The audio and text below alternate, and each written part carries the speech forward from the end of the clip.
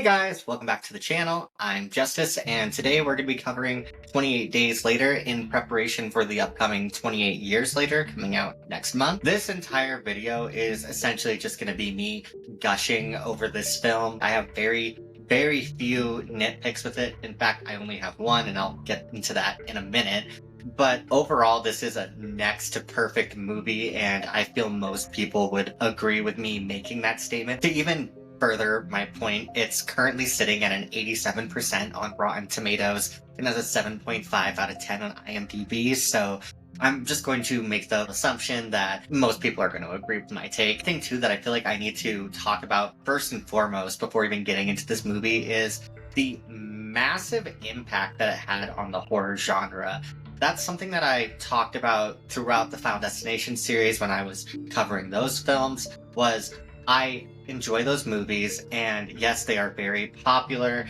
I don't think you'd be hard-pressed to say that a lot of people like them, but in the same breath as well, I don't think anyone can say they did anything to actually change the genre. It wasn't any different after they came, whereas this film, you cannot say that. George A. Romero's Night of the Living Dead might have given us the modern-day zombie and how they acted, but this film reinvented zombies. And before anybody gets into a debate in the comments with me about this, because yes, I know Danny Boyle doesn't consider them to be zombies in this film, because unlike zombies, they are living and not undead in this film. They're just infected with a rage virus, but they are still very much alive. They're not supernatural by any means. But even keeping all of that in mind, this film still changed the zombie genre, and you'd be, again, very hard-pressed for someone to disagree with you on that. After this film, zombies ran. They were more rage-filled than they had been previously. As I mentioned with George A. Romero's Night of the Living Dead, those zombies and zombies that came after that were very slow, meandering, and just overall very mindless. This film changed that, and I'm sure that somebody has made this analogy before, but Night of the Living Dead zombies walked so that 28 Days Later zombies could literally run. Immediately after this film, you had other films that started to replicate this. You see it in the Dawn of the Dead remake, films like Wreck, even The Walking Dead, which I very much think that The Walking Dead either wouldn't exist or it wouldn't look anywhere near what it does now if it weren't for 28 Days Later. Even the opening scene of The Walking Dead, where you have Rick waking up in the hospital room and then going out into the streets and seeing the destroyed city after the apocalypse and not seeing the beginning part of it, is an exact homage or copy, like whatever you want to look at it as, of the beginning sequence in 28 Days Later of Jim waking up in the hospital. You're just a copycat, but no one's buying that. Up on the discount rack, right in the back of TJ Maxx. Another thing that I feel like you have to mention with this movie, though this film wasn't made in response to the 9/11 attacks, I do very much think that it resonated with a lot of people's fears at the time. That's something that a lot of other people that are way smarter than me and know like way more what they're talking about can say as well. The whole ideas of societal collapse, government overpower and overreaching, as well as themes of loss of security, are all very present in this film, and they are all feelings that were also very present at the time of the 9/11 attacks. I think that's a big part of the reason that this movie blew up the way that it did back then. Not only was it a really good film with a really good screenplay, it also very much reflected fears that were going on at the time with people in the country, and that is a huge part of the reason I think this film did so well, because when you see the end of the world on a big screen in a movie theater, by the time the credits roll, it's just a movie, everything's over, you're able to disassociate it, versus seeing all of the very pressing things that were going on in the news at the time. And I do think the whole thoughts in this film are very prevalent and have aged magnificently well, especially with the COVID-19 pandemic. I think a lot of the fears that you can see in this film can also be coincided with that. That's something about this movie that I can say in huge praise of it, is I think it is extremely timeless, a lot of the messages that it does throw out there. To even further the point that this film wasn't made in response to 9/11, filming was actually going on for this movie during the September 11th attacks. Danny Boyle even stated that there was a lot of similarities and parallels to what was going on in the country at the time in the film. Just like in the movie where you see all the missing persons posters all over the streets, very similar images were seen all over New York City right after the attacks. And filming took place over in the United Kingdom, and Danny Boyle even said that he didn't think that his crew would have been granted permission to close off parts of Whitehall over in Westminster after the attacks. Now to jump forward to present day a little bit and go into something a little less depressing and more frustrating. Back in 2022, Disney, who bought out Fox, lost the rights to this film. Therefore, 28 days later, kind of just lied in limbo for a few years. There was no more physical media releases getting made of it. You couldn't watch it anywhere on streaming. And it was just a super messy situation. For some reason, they held on to the rights to the sequel 28 weeks later, but they let this lapse, which I think is a travesty that that was even allowed to happen in the first place, especially for a film that very much, in my opinion, transcends the genre. Most people have seen this movie, and as I was stating earlier, it was very impactful on the genre as well, and in the public zeitgeist, so there was no reason for any of that to happen. I think it's really pathetic on Disney's part to let that happen. Fortunately though, Andrew McDonald, a producer on the original film, was actually able to buy the rights back in 2024 and sold them off to Sony so that 28 years later could get made, which brings us back to present day, where we have Danny Boyle returning to the director's seat to even helm this upcoming sequel. And I have to say, thank God that they were able to wrap it up relatively quick and that it only lasted a couple of years for that whole messy debacle to get solved, and that the film didn't end up getting lost by any stretch of the word, because that is something that does worry me with this streaming age, is how easy it could be to lose films because everything is online now. One thing that I realized upon learning all of that though was that I assumed that the camera quality when I rented this film to watch it was bad because of the fact that it was put off and thrown to the wayside for so long. And then after looking into it and seeing what other people said online, I realized that no, it wasn't that at all.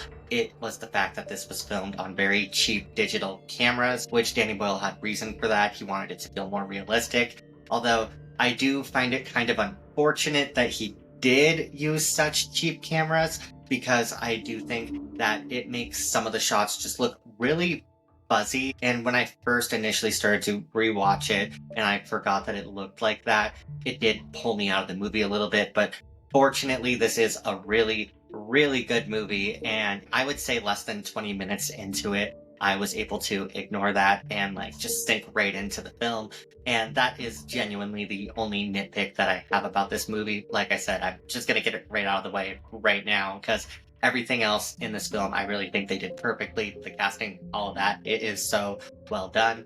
Anyways, we're going to get into this movie a little bit. I'm going to talk spoilers, and it's an older movie. If you haven't seen it, go watch it. I highly recommend it. Go watch it. Now, in this video, I'm going to kind of jump around to like different scenes that I liked, and then like the characters. I'm not going to do a whole plot breakdown for this film. I'm going to continue to throw in some behind the scenes facts as I continue as well.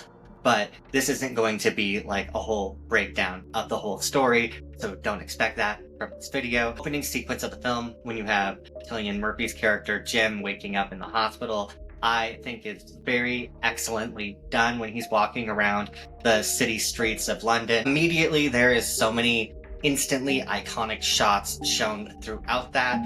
And another thing too that's a little side note that I want to mention is, so frequently in horror films, they have no problem sexualizing girls and like having them go topless. And I gotta say, I appreciate a movie that has the balls to hang dong in said film. You don't see it that often, so I salute you for being able to do that. But back to talking about other stuff in this film. To backtrack a little bit on what I was just saying, all the shots that they did in the film were done practically as well. All of the iconic imagery that you see was shot early in the morning. They would close off some streets, and many times they only had minutes to do it as well before traffic would come back through. They would shoot these scenes very early, and they were able to get all these recognizable locations that are typically busy but have them look dead and desolate. I was even seeing in an interview that they were saying that though the streets look empty, if you look closely in some shots, you can still see people walking around the streets. I think they did a really good job capturing that, even with the time constraints that they did. That is stuff that I have never noticed before in the film.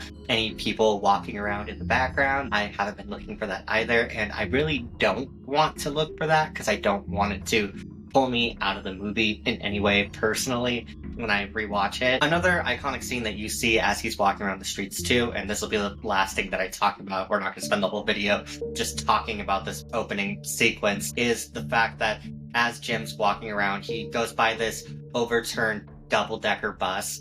And as I was reading the behind the scenes of that, I thought it was kind of funny. So they were able to do that entire shot within 20 minutes, overturn the bus, get the footage that they needed before cleaning everything up. They asked for permission to place the bus there, but they were denied that permission, and they decided to go against that anyways. And they went down there at 4 a.m. in the morning to get said shot, which I find to be total boss bitch behavior on Danny Boyle's part. As he's stumbling around the city streets, he ends up finding both Celine and Mark, and I'm only going to spend a short time talking about Mark, and I'm just going to get it out of the way now because he isn't in the film for long, but I do enjoy the impact that he ultimately ends up having on this movie. When Mark tells his story of how he discovered the virus and how it affected him, it very much tells you just how hopeless this new world is, and it's a very depressing sequence when he talks about how he literally was torn apart from his family and a crowd of people as he watched them and a whole bunch of strangers to get turned into these, for a lack of a better word, zombies. And it was just a very harrowing way that he told the story. I looked down and I was standing on all these people like a carpet.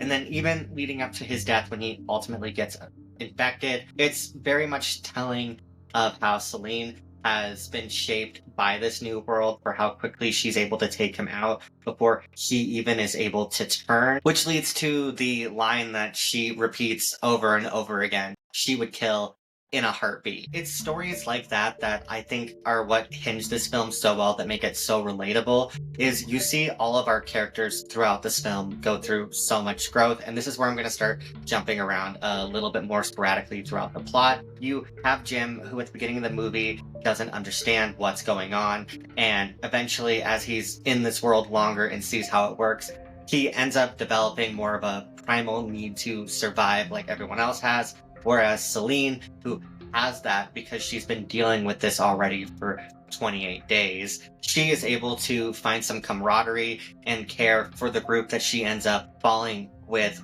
Jim and the other band of survivors, and that other band being both Frank and Hannah, who are the father-daughter duo in this film. And I very much think that their characters are the beacon of hope that keeps the group together in the beginning of the film, and are a lot of the reason why Celine is able to change her mindset. And their whole story between Frank and Hannah is very depressing as it continues on, when you ultimately have the tragic ending for the two of them. It even feels that much more depressing when everything comes to a head with the two of them, when you see how sweet their dynamic is throughout the film. Upon our two survivors, Jim and Celine, meeting the father and daughter, though, they are instilled with more hope that they didn't have previously. When Frank is able to convince them that they can go to this military compound and be saved, that there might even be a cure for this virus, and if not, at least they would be somewhere safe where they can be protected, which ultimately ends up leading to the section of the film that's kind of like a road trip movie, which where it reminds me the most of Zombieland, or where I guess Zombieland would remind me the most of this film, is the scene where they're at the grocery store, and in both films you can see they're trying to cling to some kind of normalcy in a world where they don't really have that anymore. And that is something that I always enjoy in a zombie movie. It makes it feel that much more grounded and that much more relatable to me that this is very real. You wouldn't 100% of the time always be in survival mode. in these movies, you would have moments where you would feel safe and put your guard down sometimes. At least that's what I think anyways. After this road trip though, and they end up making it to the military base, there's no one there. And through a horrific accident, Frank ends up getting infected, and it is the most depressing scene in this movie because right before that, him and Hannah are both fighting. And then shortly after that, he gets a blood drop from an infected dead body into his eye, and he realizes he's going to change. And he quickly apologizes to his daughter, tells her how much he cares about her, and then pushes her away from him because he knows that he's going to turn and change into one of those things. Before that, it was even that much more heartbreaking that he was the one that gave the group hope that the military compound would be a place to save all of them, when ultimately that's not what it was. It was completely empty, and he felt like he set them up for nothing and that there was no future for them whatsoever. Then we get to a more frustrating and even more heartbreaking moment of all of this is the moment that he changes. All of a sudden, the military men are in the bushes and they shoot him down because they've been there the whole time, yet they never intervene to actually do anything or save him. And I very much think that's going to build into another theme that's in this film that I touched upon earlier of who are the real monsters in this world, and the whole how much can you trust your government. The moment that you see these military men, you know that you can't trust them, and as this whole climax goes on building into the end of the movie, you see that those feelings were very, very valid because fairly quickly after they're staying at the compound, it is revealed that the military men are going to keep both Hannah and Celine so that they can repopulate the earth. That's suspicious. When no, they just want to get some bone because they've been stuck around a whole bunch of dudes for a while. Like, just say it, dude. That's weird.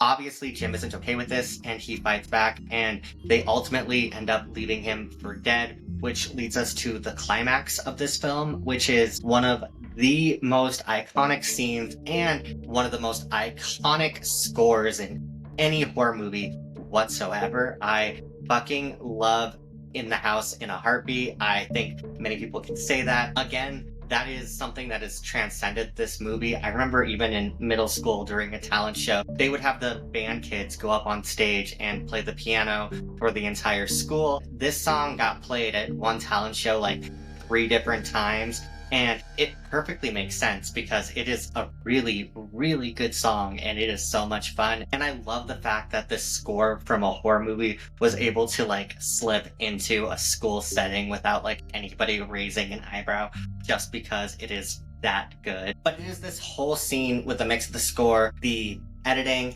and the way it cuts from character to character that I would say very much encompasses how well this film is able to build tension. You have Jim sneaking into the house and doing away with different military men, releasing the infected to come after them. And then you have scenes like Hannah hanging off the backside of a mirror so that one of the infected doesn't see her while Celine is getting dragged down a hall by another military man. Like, this is all happening at the exact same time, and it's not messy. It's super well executed, and the entire time you're clenching your seat, waiting to see what's going to happen. It's just very nerve-wracking, and that's the best way to describe a lot of the tension in this film. Is it's very, very nerve-wracking. Before I discuss the ending of the movie, though, I wanted to talk about this behind-the-scenes fact. Originally, there were 3 different endings that were made for this movie. 2 of them were actually shot, and one of them was only storyboarded. The storyboarded idea was actually something along the lines of where Jim was going to decide to sacrifice himself and do a blood transfusion for Hannah's father, which would have brought him back to life. I personally find it to be a little sappy. I'm glad that never made it past the storyboarding phase. But then the other 2 endings are essentially the same with a minor difference to them. You have one ending where Jim gets shot and he ultimately dies, but then you have another ending as well where it shows that, but then it also shows the accident that ultimately led to him being in the hospital in the first place. But all these endings ended with Jim dying. Test screenings were done of this film and nobody liked it, and previously to that they ran out of money to film and make a better ending, but because test audiences didn't like the ending, the studio was willing to give them more money to shoot another ending which I find to be vastly superior to those ideas. I think this is such a downbeat movie with the times and like what was going on at the time. I don't think we needed that. It wouldn't be the escape that you'd want stepping into a movie theater, especially with the events that were going on with the news. You don't want something that downbeat. You want something more hopeful, which is ultimately what this ending ended up being. Just like in those endings, Jim does get shot, but Celine and Hannah are able to save him ultimately, and they end up finding refuge at this house in the countryside, and it shows them sewing all this fabric together to make this giant sign for this plane that's been going by that just says hello, which I find to be a really sweet ending. Instead of doing something like cheap, like saying help or something like that, it's hello. It's just very heartwarming to me, and it leaves things open. Even though it doesn't say the characters are safe by any means, it does feel very hopeful that there is a future ahead for all of them. And that is something that I very much enjoy about this ending that they ultimately decided to stick with. Upon release, this film ended up making over 84 million in the box office and ended up being one of the highest grossing horror films of that year, of a budget of only 8 million as well to make the movie, which might sound like a lot of money, but to make a movie like that, that's nothing. Obviously, with numbers like that though, and the return profit, they were going to make a sequel, which is going to lead us into the next review that I'm doing for 28 weeks later. I've already said it though. If you guys haven't seen this movie, you should go watch it. Something that I kind of want to break up a little bit and talk about with 28 years later, like I said, coming out next month, is the marketing campaign they've been doing for this movie is so well done. I really don't think they're spoiling anything in the trailers, at least it doesn't seem that way. Hard to say without seeing it, but from what I have seen of them, it doesn't really seem like they're showing any big scenes and like actually telling you what the plot of the movie is. They're literally just showing you enough to get you interested and like wanting to see the movie, and I very much commend that because a lot of films don't do that. That's even something that I'm a little worrisome with Final Destination Bloodlines, but this video is getting recorded before I actually see that movie, so you guys might already know what my take is on that situation before this video even ends up coming out. Anyways, I think that about wraps this all up.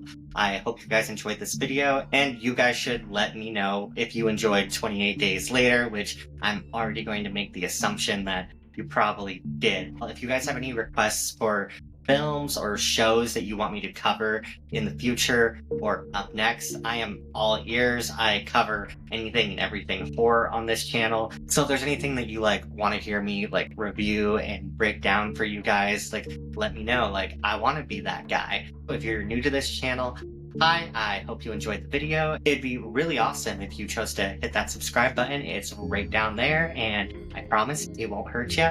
Anyways, with that all out of the way, this has been Justice, and I hope to see you guys on the next one. Take care.